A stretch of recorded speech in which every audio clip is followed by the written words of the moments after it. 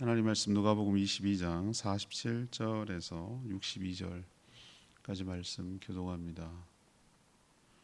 신약 성경 137쪽입니다. 누가복음 22장 47절에서부터 62절까지 말씀 교독하겠습니다. 오늘은 4월의 첫날 4월 1일 토요일 아침입니다. 4월 1일자 본문 누가복음 22장 47절에서 62절까지 말씀 교독하겠습니다. 말씀하실 때에 한 무리가 오는데 열둘 중에 하나인 유다라 하는 자가 그들을 앞장서 와서 예수께 입을 맞추려고 가까이 하는지라. 예수께서 이르시되 유다야 내 입맞춤으로 인자를 파느냐 하시니 그의 주위 사람들이 그 된 일을 보고 여짜오되 주여 우리가 칼로 치리이까 하고 그 중에 한 사람이 제사장의 종을 쳐 그 오른쪽 귀를 떨어뜨린지라. 예수께서 일러 이르시되 이것까지 참으라 하시고 그 귀를 만져 낫게 하시더라. 예수께서 그 잡으러 온 대제사장들과 성전의 경비 대장들과 장로들에게 이르시되 너희가 강도를 잡는 것 같이 검과 몽치를 가지고 나왔느냐. 내가 날마다 너희와 함께 성전에 있을 때에 내게 손을 대지 아니하였도다. 그러나 이제는 너희 때의 어둠의 권세로다 하시더라. 예수를 잡아 끌고 대제사장의 집으로 들어갈새 베드로가 멀찍이 따라가니라. 사람들이 뜰 가운데 불을 피우고 함께 앉았는지라. 베드로도 그 가운데 앉았더니 한 여종이 베드로의 불빛을 향하여 앉은 것을 보고 주목하여 이르되 이 사람도 그와 함께 있었느니라 하니 베드로가 부인하여 이르되 이 여자여 내가 그를 알지 못하노라 하더라. 조금 후에 다른 사람이 보고 이르되 너도 그 도당이라 하거늘 베드로가 이르되 이 사람아 나는 아니로다 하더라. 한 시간쯤 있다가 또 한 사람이 장담하여 이르되 이는 갈릴리 사람이니 참으로 그와 함께 있었느니라. 베드로가 이르되 이 사람아 나는 내가 하는 말을 알지 못하노라 하고 아직 말하고 있을 때에 닭이 곧 울더라. 주께서 돌이켜 베드로를 보시니 베드로가 주의 말씀 곧 닭 울기 전에 네가 3번 나를 부인하리라 하심이 생각나서 밖에 나가서 심히 통곡하니라. 아멘.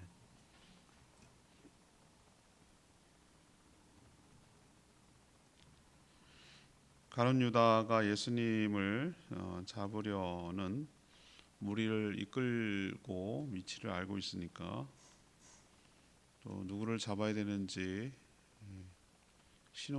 약속된 신호로서 입맞춤을 통해 알려줬습니다. 예수님은 유다에게 입맞춤으로 자신을 파느냐 이렇게 책망을 하셨죠. 그러자 제자들이 이제 상황을 알아챈 거예요. 예수님을 판다고 했는데 이놈이었구나 이렇게 생각을 하고 전에 예수님이 배낭과 전대와 칼을 가지라 한 게 이거였구나.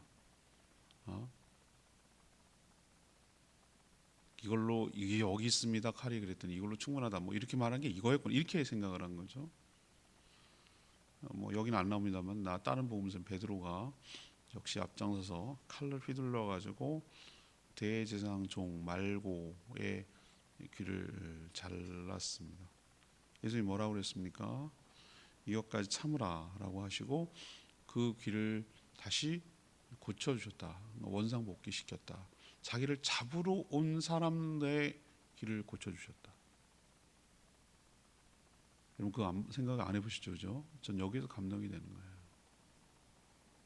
잘 잘렸다.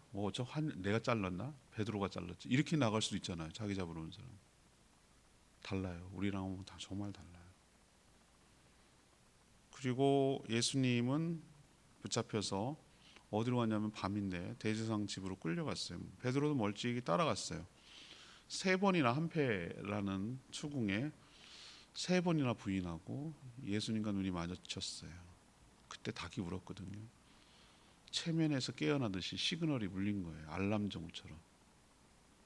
그때 그 말씀이 생각나서 밖으로 나가 통곡하며 울었어요. 우리가 잘 아는 스토리.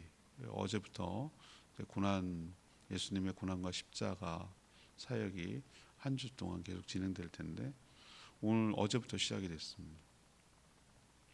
오늘 이 본문을 다양하게 볼 수도 있는데 제자들의 연약함 속에서 우리의 연약함을 발견하고 우리가 얼마나 부족하고 연약한 자인지, 그래서 하나님을 의지하고 하나님의 은혜와 도우심으로 신앙생활을 할 수밖에 없는 자인지를 깨닫게 되기를 바랍니다. 우리 힘으로 신앙생활을 하는 것처럼 보이지만 은혜를 입어야 되고 성령의 도우심이 있어야 된다는 것을 다시 한번 깨닫는 계기가 되길 바라고, 내 힘과 내 의지로 신앙생활 한다는 건 내려놓고 주님께 자신을 의탁하며 신앙생활을 해가는 저와 여러분 되기를 원합니다. 그래서 오늘 질문은 제자들의 연약함은 어떻게 나타났습니까? 오늘 말씀을 우리에게 적용하면 제자들 대신에 자신을 넣으면 돼요. 우리의 연약함은 어떻게 드러날까요? 아니, 드러났나요? 드러날까요? 그럼 어떻게 살아야 될까요? 이런 질문과 의문을 가지고 오늘 말씀을 묵상하면 은혜가 될 줄 믿습니다. 자, 먼저 어떻게 나타나는가? 1문단 47, 48절 두 구절 말씀 통해서 이 가증스러운 배신으로 나타난 것이죠. 6월절 곧 무교절이 다가오자 대제사장들과 서기관들이 모여서 예수님을 어떤 방법으로 체포가 아니라 죽일지 궁리를 했다고 그랬어요. 저걸 어떻게 없애지? 저 눈에 가시 같은 거 저거 없애야 우리가 편할 텐데 저것이 갑자기 혜성처럼 나타나가지고 이렇게 질서를 교란하고 우리의 영역을 침범하고 우리 밥줄을 끊으려고 하고 우리의 나와바리를 침범해, 이런 식이었어요. 느낌이. 저거 없애야 되겠는데. 사단은 항상 자기 방해거리를 죽여서 없애려고 하는 것이죠. 죽여서 없애려고 하는 게 악입니다. 하나님은 죽여서 없애려고 하진 그런 방식을 취하지 않고 그들을 회개하고 돌이켜서 그렇게 하는 방법을 취하는데, 죽여서 없앤다 이런 방법을 취하려고 하는 어떤 시도가 있더라도 그건 악입니다. 그래서 자신의 권력과 병력으로 체포하면 돼요. 그 정도 충분합니다. 성전 경비병 끌고 와서 체포하면 되는데 왜 그렇게 못하는가? 예수님을 따르는 자들이 있거든요. 추종하는 자들이 있거든요. 그러니까 저 사람들의 척지고 등지면은 자기들도 곤란해지거든요.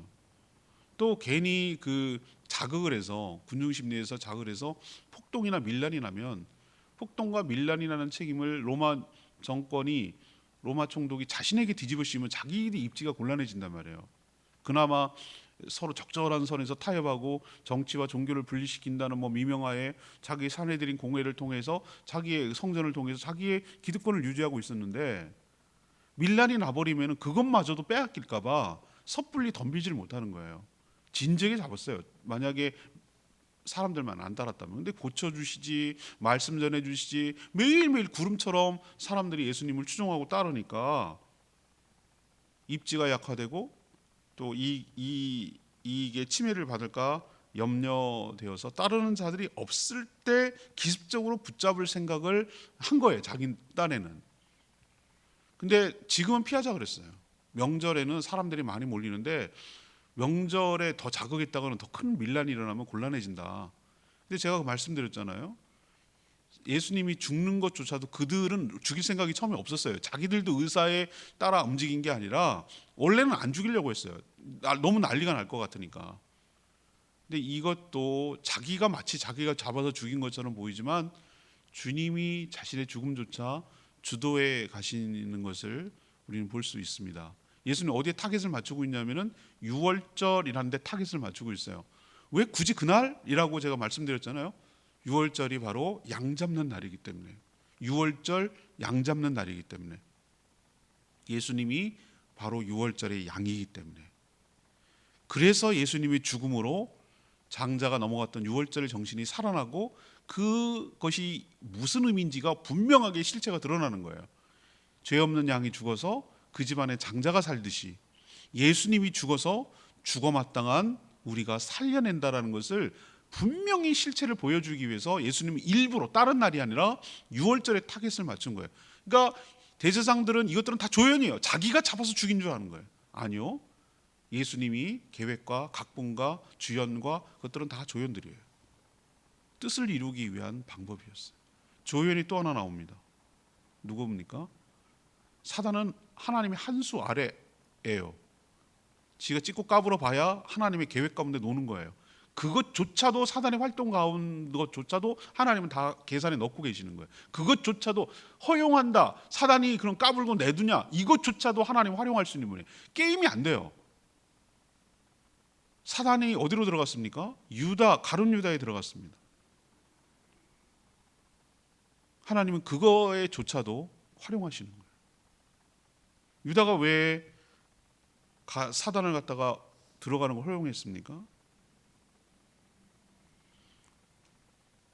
유다는 정치적 메시아를 생각했는데 그게 아니라는 판단이 든 거죠. 푼돈이나 받고 넘겨야 되겠다, 뭐 이런 자신의 스승을 팔아서 넘기려고 했던 것이죠. 우리가 사단이 틈타는 것은 우리의 감정과 오판, 불신, 이런 여러 가지 것들로 우리가 사단에게 내어줄 수도 있어요. 특히 감정적인 요동이 있을 때, 실망감, 좌절감, 분노감, 우울감, 여러 가지 감정으로 인해서 함부로 내뱉는 말들, 에이 죽어버렸으면 좋겠다, 없었으면 좋겠다, 한 번이라도 해봤으면 좋겠다, 뭐 이런 식의 툭툭 던지는 자기 맹세들, 이런 걸 사단은 걸고 넘어져서 타고 들어오는 것이죠. 그래서 자기 수하에 써요. 근데 제가 말씀드렸잖아요, 하나님은 그것조차도 활용해서 하나님의 뜻을 이루는데 활용하고 있는 줄로 압니다. 근데 오늘 제가 포커스를 두는 게 뭡니까? 얼마나 유다 같은 자들이 우리는 많은가. 우리도 얼마든지 유다가 될 수 있다는 것을, 야 유다 이 나쁜 놈 이렇게 말하지 말고, 우리도 얼마든지 그럴 수 있는 잠재적 유다라는 것을 좀 생각해보고 살았으면 좋겠어요. 이미 돈은 받았어요. 주고받았어요. 언약 갖고 계약했다고 그랬어요. 성금 줬다니까요. 그러니까 나중에 받은 돈 내치고 목 매달아 죽잖아요. 그죠? 물르지 않아요. 왜? 이미 줬는데 뭐 네 책임이 알아서 해라, 우린 다 모른다. 더러운 돈이라고 피 받아서 샀잖아요. 그런 돈 받을 수 없다고 성전에는. 먼저 성금이 간 거예요. 은 30이 넘어간 거예요. 그래서 유다가 그 기회를 엿보고 있는데 계속 엿보고 있었어요. 언제 한가하고 사람 없고 따르지 않을까. 밤이었어요. 어떻게 알았을까요? 예수님이 따라다니다 보니까 예루살렘에 오면 올리브산, 감람산, 겟세마네 동산이라는 곳에서 항상 기도하시더라 라는 위치를 제자니까 아는 거예요. 그 정보를 누구한테 파는 겁니까? 대제사장들과 군인들한테 팔고 무리를 이끌고 자기가 주도해서 끌고 온 거예요. 인솔해서. 그리고 깜깜한 밤이기도 하고 병정들 누군지를 모를 수 있으니까 내가 입 맞추는 사람이 체포할 사람이야 라고 작전 군호를 짜고 그 작전을 시행하는 것이죠. 이 입맞춤이 가장 가증스러운 입맞춤이에요. 선생님한테 인사하죠. 선생님 평안하십니까? 라고 몇 시간 전까지 같이 있었거든요. 성 만찬할 때. 그래놓고 이렇게 혼자 빠져나가서 군인들 데리고 와서 입맞추는, 이게 뭐 새삼스럽겠어요. 몇 시간 전까지 같이 있었는데. 그런데도 불구하고 인사하는 이 맞춤이 얼마나 가증스러우냔 말이에요. 이거는 이 사람 잡아라는 신호거든요. 예수님 그걸 모를까요? 예수님 뭐라고 그랬습니까? 네가 입맞춤으로 나를 파느냐? 오늘 이 말씀을 보면서 우리도 예수 믿다가 신앙생활하다가 뭔가 실망스럽고 자기 뜻대로 안 되고 뭐 그러면 얼마든지 예수를 팔 수 있는 가능성이 있는 사람들이에요. 예수 팔고 사람 팔고 성도 팔고 교회 팔고 목사 팔고 그렇게 팔아서 그냥 자신의 작은 것 만족이라도 이루려고 얼마든지 그럴 수 있는 존재라는 것. 아주 가증스럽게 은혜 받은 것을 배신하고 가증스럽게 배은망덕하게 살아갈 수 있는 자들이라는 것, 늘 가능성을 염두에 두고 삼가 조심하며 살았으면 좋겠습니다. 유다님은 어떻게 체포가 돼요? 유다님은 어떻게 예수님 십자가 달려요? 라고 말하지 마세요. 다른 방법도 얼마든지 하나님은 찾을 수 있고 할 수 있는 방법입니다. 그러나 그게 그 일에 유다가 쓰임받는 것이 안타깝고 우리는 정말 황당하고 다 안타까운 것이죠. 사단이 유다에 들어간 것 기억하시고 우리도 사단에게 내어주지 않도록 삼가 조심하며 살아가게 되기를 바랍니다. 두 번째의 연약함은 무엇인가요? 베드로를 좀 보려고 하는데요. 49절에서 53절이 두 번째 문단입니다. 분별 없는 만용. 분별 없는 만용. 제자들의 연약함이 두 번째는 이거예요. 분별 없는 만용으로 나타났다. 예수님이 이맞춤으로 자신을 파느냐고 하자 주위에 있던 제자들이 지금 벌어지고 있는 상황을 알아챘어요. 그리고 칼을 들고 싸우려고 했습니다. 전에 배낭, 전대, 검을 준비하라, 이제는 준비하라, 이런 말씀이 바로 이런 것을 위한 것이구나 라고 그렇게 이해한 거예요. 멀리 내다보고 한 것인데 당장 그 직전에 있는 거 요건 또 기억한단 말이죠. 베드로는 선택적 기억을 해요. 요건 기억을 한단 말이에요. 그래서 실제로 베드로가 대제사장 말고의 종이죠. 대제사장의 종 말고의 귀를 내리쳤어요. 잘못 삐끗했으면 머리 내리쳤으면 죽었어요. 그죠? 살짝 빗나간 거죠. 귀를 내리쳤어요. 하지만 예수님은 이 표현이 정말 저는 감동적이었어요. 이것까지라고 그랬어요. 이것까지 참으라. 이것까지 참으라. 제가 레마의 말씀이 이 말씀이 아니네요. 근데 저가 만약에 골랐으면 오늘 말씀에 꼭 한번 골라야 될 것이 있다면 이 말씀도 정말 귀한 말씀이에요. 우리는 이 예수님의 말씀을 마음에 이렇게 팍 이렇게 늘 새기고 살아야 되는 게 많아요. 우리를 열받게 하는 일이 한두 가지가 아니에요. 정말 화나게 하는 일이 너무너무 많아요. 정말 그럴 수 없을 만큼 자존심 상하게 하는 일들, 아프게 하는 일들, 힘들게 하는 일들, 진짜 너무 분노가 끌어올리게 하는 게 많아요. 우리는 베드로처럼 행동할 때가 참 많아요.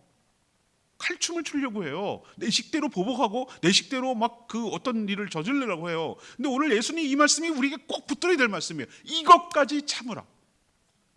이것까지 참으라는 거예요. 우리 바보예요? 우리 맨날 당하고 살아야 돼요? 아니, 그런 게 아니라니까요. 하나님께서 모르는 바가 아니고 그것까지 활용을 해서 하나님의 선한 목적으로 인도하실 것을 믿고 이것까지 뭐하라? 참으라고. 이것이 우리에게 주시는 하나님의 메시지인 줄로 믿습니다. 예수님 어떻게 가능할까? 예수님도 인간이신데 얼마나 이게 힘들겠어요. 자기를 잡으러 온 게 뭐가 제자들의 배신 이런 게 얼마나 정말 이게 말도 안 되는 일이 지금 벌어지고 있어요. 근데 이게 가능했던 것이 저는 어제 그제 묵상했던 대로 직전까지 땀방울이 핏방울이 되도록 오늘 그 예수님을 잡으러 왔을 때 이 말을 하실 때에 말씀하실 때 47절에 표현되어 있잖아요. 그 무슨 말씀을 하셨냐는 얘기예요. 바로 직전이잖아요. 기도하시고 제자들에게 뭐라고 그랬습니까? 야, 너희들이 어떻게 자느냐? 시험에 들지 않도록 일어나 기도해라 라고 그런 말씀을 하실 때 왔다는 얘기잖아요. 그러니까 그 직전까지 뭐 하신 거죠? 정말 간절히 땀방울이 핏방울이 되도록 기도하셨던 이유가 여기 있던 거예요. 그러니까 그렇게 기도하고 하나님께 의탁하니까 이렇게 어떻게 되리라는 걸 알면서도 이 뜻을 이루어야 된다는 걸 아니까 기도를 하니까 이것까지 참을 수가 있는 거지. 제가 경험상도 그렇고 말씀도 그렇고 우리가 못 참고 우리가 난리를 하고 사단의 꼬드김에 넘어가고 거기에 휘말리는 것이 뭔가 생각을 지금 해보면 기도 부족이에요. 기도로 무장 안 됐을 때 이것까지 못 참는 거예요. 참지를 못해. 그래서 사단은 뭐냐면은 그 싸움하는 사람들 꿈 봤어요? 저 유튜버들 이렇게 보니까 시비를 걸더만 약을 올리던데요. 자기가 원하는 답을 액션을 받아내려고 액션을 취하려고 약을 올려요. 여러분 그거 아시죠? 쳐봐 이렇게 약 아주 깐죽깐죽거리잖아요. 정말 치고 싶은 마음 여기까지 올라오게 거기서 건드리는 순간 그 사람들의 작전이 다 넘어가는 거예요. 사단은 그런 식이에요. 이렇게 자꾸 우리를 뭐 하는 거죠? 건드려요. 못 참게 만드는 거예요. 근데 거기서 이것까지 참으라 하신 말씀을 우리가 명심해야 돼요. 그래야 주님의 뜻을 이루기 때문에.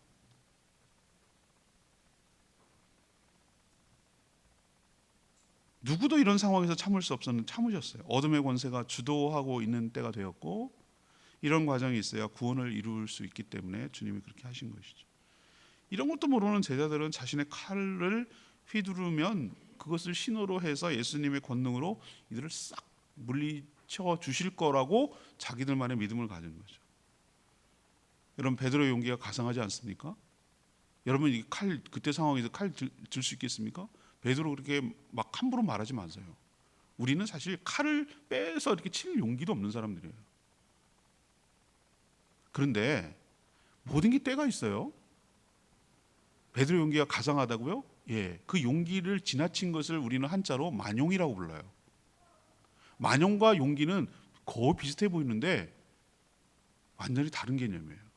용기는 정말로 맞설 수 없는 상황일 때, 어디서 그런 용기가 났어? 어디서 그렇게 용감해?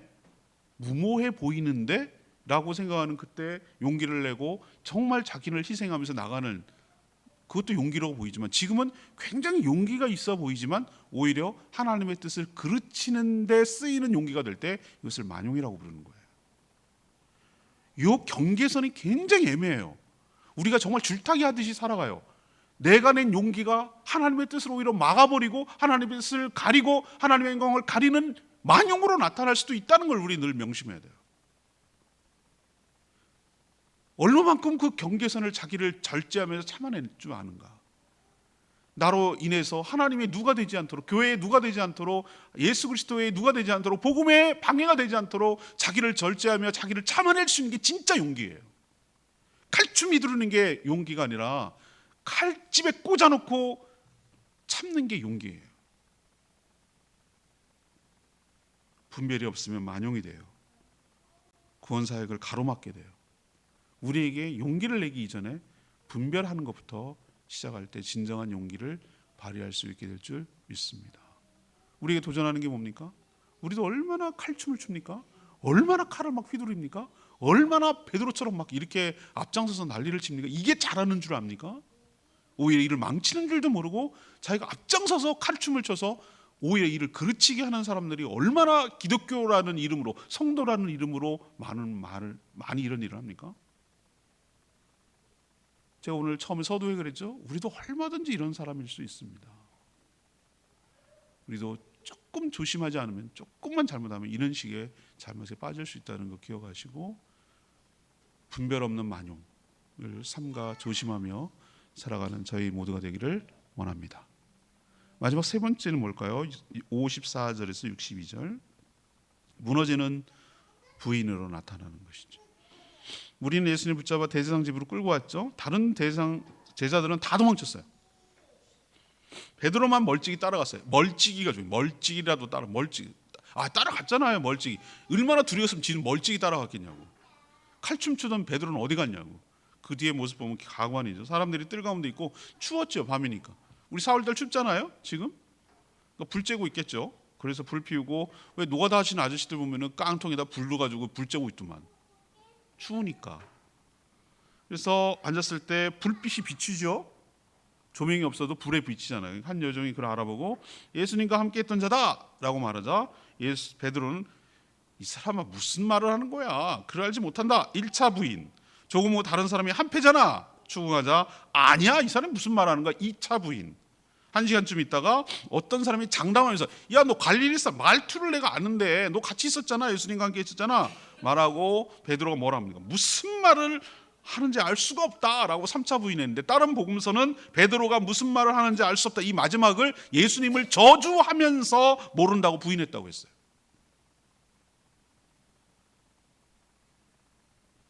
바로 그때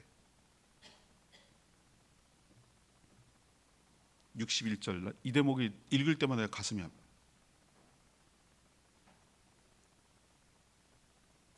60절에 보면 그런 말을 하고 있을 때 닭이 울었어요. 곧 울었어요. 그리고 61절에 주께서 돌이켜 베드로를 보셨어요. 이때 저는 두 사람의 시선이 마주쳤다고 봐요. 닭은 울었어요. 예수님이 베드로를 돌려서 쳐다봤어요. 베드로와 눈이 마주쳤어요.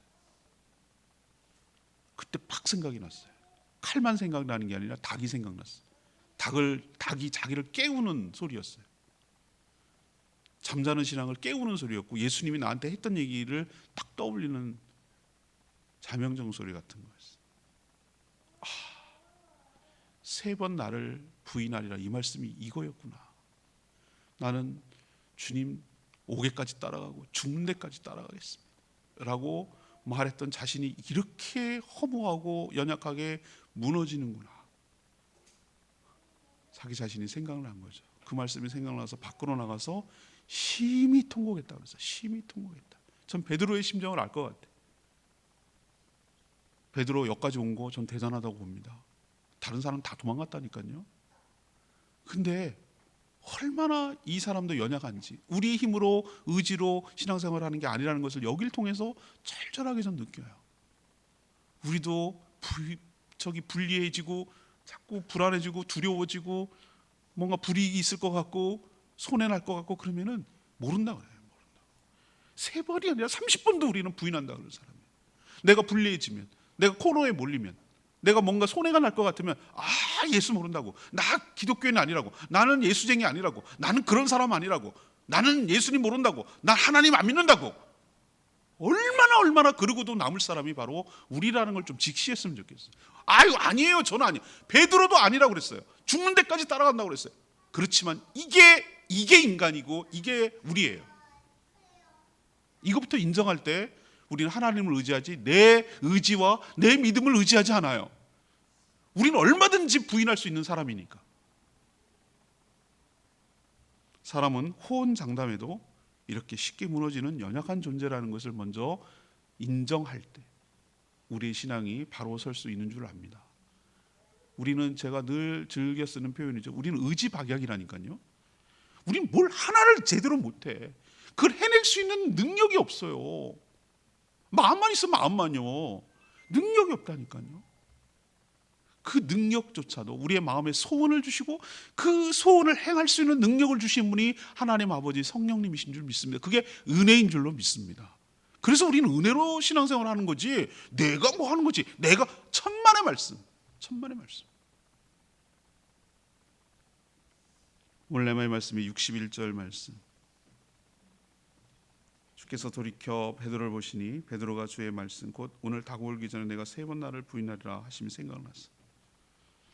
저는 예수님의 타이밍을 한번 봤어요. 예수님의 타이밍, 하나님의 타이밍이죠. In His time.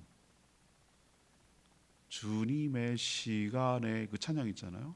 카이로스, 크로노스 말고 카이로스, 하나님의 때, 하나님의 타이밍. 항상 적절하고 항상 정확해요. 저 그걸 느껴요. 마지막 3번째 부인할 때 3번 부인하리라고 그랬으니까 고개를 돌려서 베드로를 쳐다보셨고 눈과 눈이 마주쳤고 닭이 마침 울었어요. 마침이라고 그랬어요. 곧 울었다고 그랬어요. 그때서야 잊었던 예수님의 말씀이 떠올랐어요. 닭 울음소리가 일종의 자명적 역할을 했다고 그랬잖아요. 예수님은 실망했을까요? 아닙니다. 연약함을 알고 계셨어요. 그래서 예수님이 하셨던 말씀이 뭐죠? 네가 돌이켜서 형제를, 너처럼 연약하고 넘어지는 형제를 뭐하게 하라? 굳게 하라라는 말씀까지 나간 거예요. 알고 있었어요. 그럼에도 끝까지 품어주시고 사명을 주셨어요. 우리도 어느 때 하나님이 베드로처럼 우리에게 닭 울음소리를 들려줄 때가 있어요. 너 그렇게 안 살기로 했잖아. 너 나랑 그렇게 서운했잖아. 그렇게 하나님 앞에 결단했잖아. 하나님께 약속했잖아. 그걸 생각나게 만들어요. 내가 이런 사람이었구나.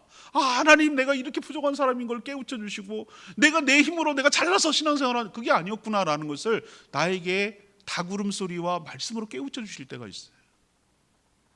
거기에 통곡하며 회개하는 것으로 끝내서는 안 되고 그 뒤에 회복의 사명, 너처럼 연약한 자를 굳게 하는 일에 열심을 내라. 이 사명까지 나아가는 저와 여러분 되기를 소망합니다. 오늘 하나님 말씀 붙들고 기도하기 전에 564장 찬양지 부르고 기도하겠습니다.